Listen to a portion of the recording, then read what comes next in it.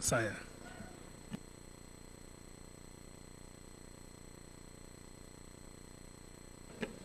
Merci beaucoup, Monsieur le Président. Chers collègues, bonjour.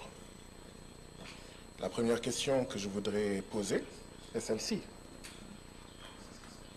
Est-ce que c'est le Parlement, notre Parlement, qui a demandé à ces deux organisations, parce que le Parlement a vu qu'il y avait un besoin, elle leur a dit, venez exposer devant les députés, ou est-ce que ce sont ces deux organisations qui ont demandé à être invitées pour venir ici? Je veux savoir quel est le lien entre le Parlement de la CEDEAO et ces deux organisations.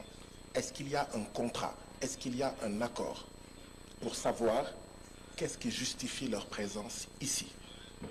Bien sûr, tous ceux qui sont doués de raison ici savent que je n'ai rien contre monsieur l'ambassadeur et l'autre docteur. Je n'ai absolument rien contre eux. Je suis même gêné, très gêné, d'avoir à parler ici, d'avoir à dire ce que je vais dire devant eux. Parce que les choses que je veux dire, j'aurais dû les dire en leur absence. Je suis gêné, et je vous dirai tout à l'heure pourquoi je suis gêné de cette séance, de ma présence ici, en la présence des deux organisations.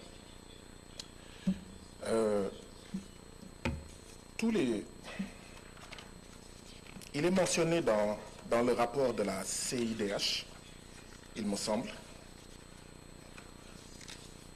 Il est mentionné dans le rapport de la CIDH des régimes autoritaires qui dominent et répriment les contestations de leurs citoyens.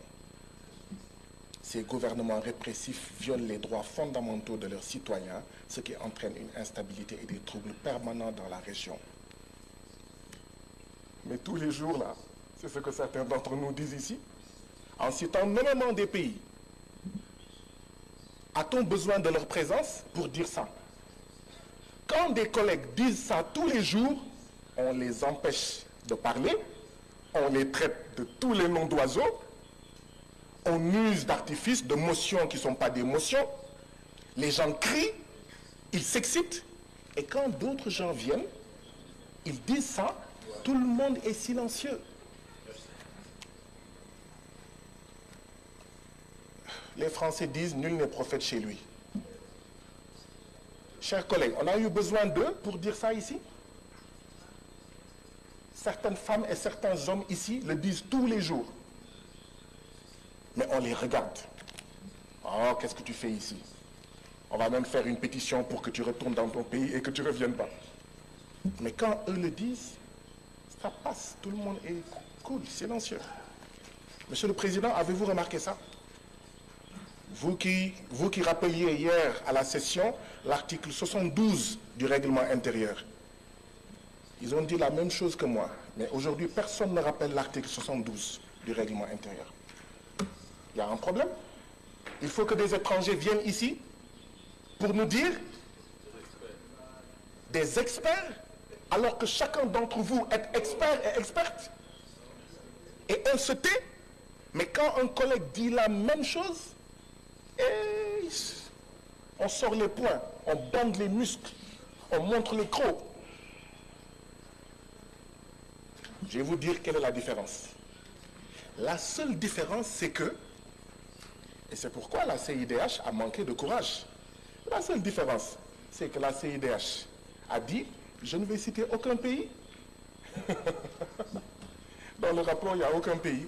Comment vous allez soigner un mal sans savoir que le mal se trouve au Nigeria, le mal se trouve au Sénégal, le mal se trouve au Cap-Vert? Vous dites non, non, non, on va mettre tout le monde dans le même sac. Quand on critique des pratiques politiques au Sénégal, quelqu'un va dire « Ah non, je suis ami à Diomaye Faye, je suis membre du même parti que lui. Laissez tomber le Sénégal. » Quand quelqu'un va critiquer le Libéria, « Ah non, je suis ami au président du Libéria. Vous ne touchez pas le Libéria. Vous pensez que vous êtes supérieur au Libéria. » Mais quand quelqu'un vient ici dire, et nous sommes là, gentils là, comme des poules mouillées. Voilà la première remarque que je voulais faire. Et je ne voulais pas la faire devant eux. C'est une des raisons pour lesquelles je suis gêné de le dire ici devant eux. Je suis sûr que quand ils disent ce qu'ils disent, il y a des gens qui pensent à des pays qu'ils n'ont pas cités. Disons-nous la vérité. Il y a des gens qui ont dit, le Sénégal fait partie de là, tel pays fait partie de là, tel pays fait partie de là. Ils n'ont pas cité, mais on voit des pays. Non. On ne peut changer les choses que dans la vérité. On ne peut transformer les choses que dans la vérité. Ce Parlement doit être un médecin.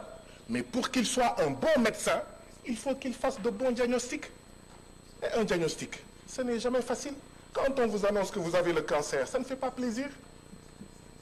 Quand on vous annonce que vous avez la leucémie, ça ne fait pas plaisir. Quand on vous annonce que vous avez le VIH, ça ne peut pas faire plaisir. Mais il faut vous le dire pour que vous preniez conscience que voilà le remède que vous voulez prendre, que vous devez prendre si vous voulez guérir. Mais ici, non, je suis désolé. Hier, Monsieur le Président, vous n'avez pas été bon avec moi. Aujourd'hui, vous êtes en train de faire la même chose. Je suis désolé. Vous pouvez m'imposer cela. Non, mais j'ai remarqué depuis hier, c'est la deuxième fois que vous êtes président dans cette session. Je suis le seul à qui vous faites ça. Je suis le seul à qui vous faites ça. Vous lisez vous donnez des motions qui ne sont pas des motions. Vous rappelez des articles qui n'ont rien à voir avec moi. Si vous m'imposez de m'asseoir, je vais m'asseoir. Mais je tiens à dire devant toute la plénière, je suis le seul à qui, je suis le seul que vous traitez comme ça. Pourquoi je suis gêné? Parce qu'on a une organisation dont la capitale se trouve à Washington, qui vient nous parler, nous. Washington, qui a largué la bombe à Hiroshima et à Nagasaki, vient nous parler de droits de l'homme à nous qui n'ont jamais largué de bombes à Hiroshima et à Nagasaki. Une organisation dont la capitale se trouve à Washington, les États-Unis, dont le développement est basé sur le génocide des Indiens et l'esclavage des Noirs, cette organisation-là vient nous parler de droits de l'homme. C'est pour ça que je demande que le Parlement de la CEDEAO nous explique quel est l'accord qu'ils ont avec ces organisations. On a une organisation dont la capitale se trouve en Suisse qui vient nous parler de droits de l'homme. C'est quoi la Suisse? Je donne deux exemples. La Suisse, c'est là où certains de nos dirigeants qui ont volé l'argent du peuple, qui fait qu'on n'a pas de santé, on n'a pas d'éducation, ont caché dans leur banque notre argent. Et une organisation basée dans ce pays-là vient nous donner des leçons de droits de l'homme et nous sommes gentiment assis. La Suisse, c'est le pays où se trouve la société Nestlé qui fait du Nido et du Cerelac avec des taux de sucre supérieurs dans nos pays, avec des taux de sucre faibles au Royaume-Uni et en Allemagne. Vous pensez que ces organisations basées là-bas doivent pouvoir nous parler de droits de l'homme? Non. Ma proposition est celle-ci, Président. Ayons confiance en nous-mêmes, Africains. Il y a des organisations africaines. Il y a des organisations d'Afrique de l'Ouest. Mais il faut les respecter, ne pas les bastonner, ne pas les emprisonner, ne pas les menacer, ne pas les terroriser. Les laisser faire leur job. Parce que la CEDEAO a besoin d'un regard critique, mais un regard africain, un regard d'Afrique de l'Ouest. Arrêtons d'aller prendre des organisations dont la capitale est Washington et la Suisse. Monsieur le Président, savez-vous que la CIDH, qui s'appelle Commission internationale des droits de l'homme, elle a été créée par une organisation qui s'appelle Organisation des États d'Amérique. Organisation des États d'Amérique qui a créé dans les années 50 la CIDH. Nous, on ne prend pas une organisation créée par l'OUA, une organisation créée par la CEDEAO, mais on la laisse libre, hein? On ne la crée pas pour lui dire, tu dis ce qu'on veut entendre. On va chercher une organisation créée par l'Organisation des États d'Amérique. C'est pour ça qu'elle a son siège à Washington. Mes collègues ont raison. La sagesse populaire africaine du Sénégal dit que le umbel sa sankal, umbel sa kersa. Ça signifie qui paye commande. Ceux qui veulent savoir qui paye là, qui sponsorise là, ce sont des États qui financent l'organisation basée en Suisse et l'organisation basée à Washington, qui veulent nous imposer une manière de voir, quand bien même parfois cette manière de voir peut être juste. Mais on n'a pas besoin d'un grand frère blanc basé à Washington et à Genève pour savoir la vérité. Nous n'en avons pas besoin. Je vais conclure, comme vous insistez.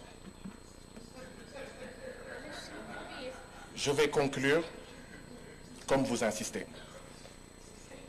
En 1236,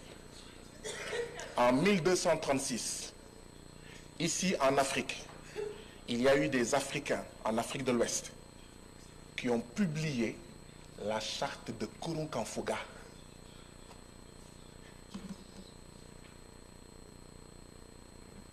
Quand nos femmes et nos mères étaient reines, comme la reine Poukou, comme Aline Sitoé Diatta, la femme blanche aux États-Unis n'avait pas le droit de vote. Si nous n'allons pas leur enseigner les droits de l'homme, ce n'est pas à eux de nous enseigner les droits de l'homme. Ou tout au moins, ils viennent et on va. Ils nous enseignent et on leur enseigne. Il faut faire attention à la colonialité du discours.